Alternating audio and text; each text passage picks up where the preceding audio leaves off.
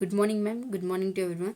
This is Suartha Severo of first year BLLB from TSRW Law College for Women. Today's my topic Minto Morley reforms. Before going to explain the Minto Morley reforms, I kindly explain during 1905 to 1906 there is a Swadeshi movement held.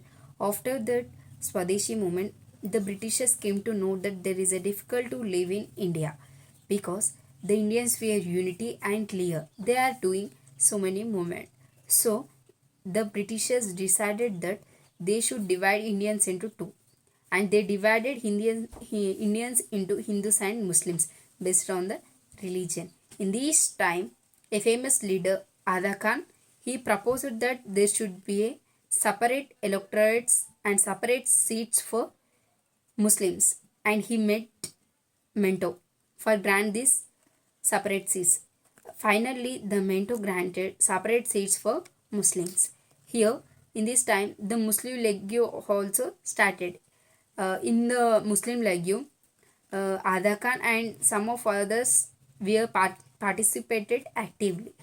Minto Morley Reforms Act, also known as Indian Council Act 1909.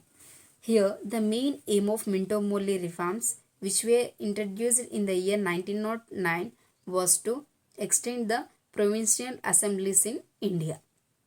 As a part of these reforms, the number of elected members in the imperial legislative councils and the provincial legislative council was increased drastically.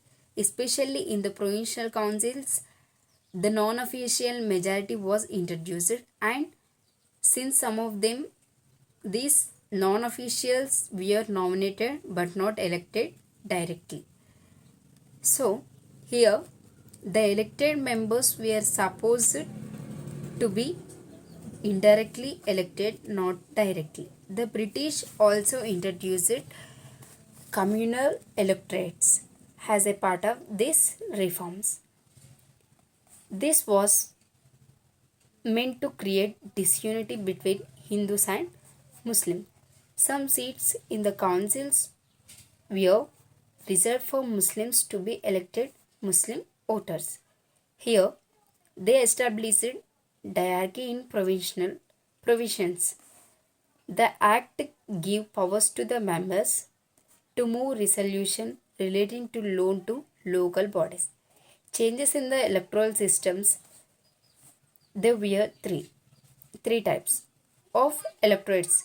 General electorates consisting of non-official members either of provincial legislative councils or of municipal and district boards. Class electorates consisting of landlords and Mohammeds. Special electorates consisting of presidency, corporations, universities, chamber of commerce and trade and business interests. Thank you. Thank you one and all for giving this wonderful opportunity.